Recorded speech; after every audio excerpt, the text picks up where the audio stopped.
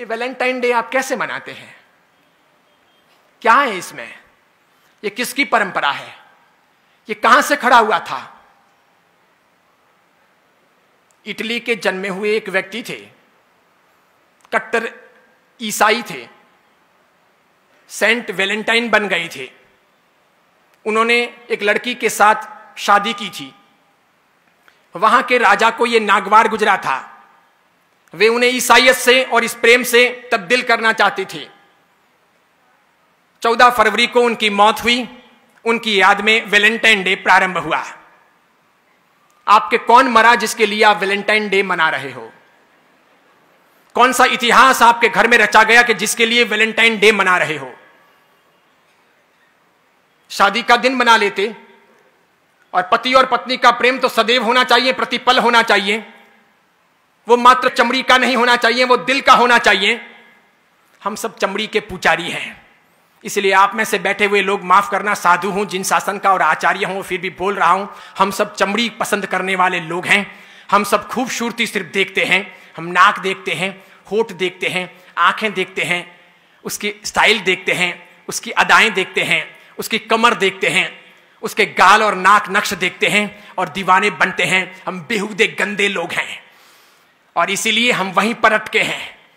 और इसीलिए हमारे प्यार का तकाजा, प्यार का अर्थ, प्यार का रूप भी सिर्फ चमड़ी तक सीमित है। अगर उसके आगे है तो वैलेंटाइन डे की आवश्यकता नहीं है। मेरे बाप भी प्यार करते थे मेरी मां से और मेरी मां भी प्यार करती थी मेरे पिता से। आपके पिता ने भी प्यार किया होगा आपकी मां से और आपकी मां ने भी प्यार किया होगा पिता से।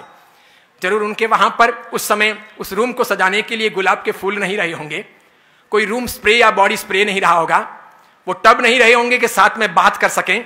इसके सिवाय अन्य अन्य प्रकार के संसाधन नहीं रहे होंगे, वो स्नो, शैम्पू, वो खूबसूरती के अन्य अंदाज नहीं रहे होंगे। तर भी जीवन की पवित्रता रही होगी, समर्पण का भाव रहा होगा, वो अर्धांगिनी का रूप रहा होगा, वो गहरी आत्मीयता रही होगी, वो दिल रहा होगा, वो प्यार रहा होगा, वो घनिष्ठता रही होगी। मेरे ख्याल से हम में से अधिकांश के मां बाप ने अभी तक, मां ने बाप को नहीं छोड़ा और बाप ने मां को नहीं छोड़ा, न तलाक दिया न ऐतराज किया, न हमारी मां अपने बाप को छोड़कर पियर गई और न मेरे पिता ने कभी अपनी मां को घर जाने के लिए कहा। भले ही मेरे पिता जाड़े रहे होंगे या आपके किसी के पिता मोटे रहे होंगे, मां दुबली पतली रही होगी, तब भी ये जोड़ा कामयाब रहा होगा। भले पिता काले रहे होंगे, मां गोरी चिट्टी रही होगी, तब भी वो जोड़ा कामयाब रहा। भले मां लंबी रही होगी, पिता बिल्कुल ठिंगू रहे होंगे, ठिंगने रहे होंगे, तब भी वो जोड़ा कामयाब रहा। भले पिता अक्कल वाले रहे होंगे, मां अनपढ़ रही होगी, तब भी वो जोड़ा कामयाब रहा। आज तो हम इंच इंच देखते हैं, सेंटीमीटर सेंटीमीटर देखते हैं।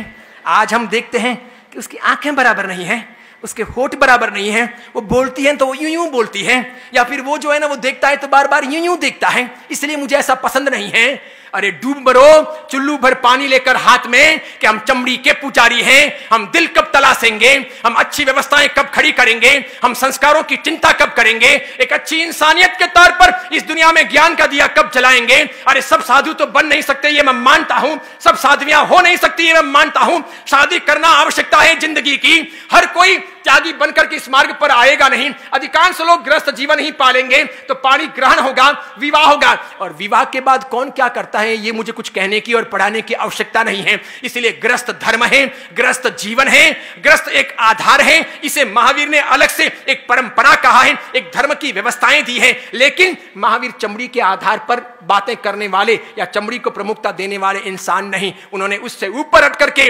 न्याय, नीति, प्रामाणिकता, पवित्रता, प्रेम, भाईचारा, लगाव, मैत्री, आत्मीयता, सबकी बातें की।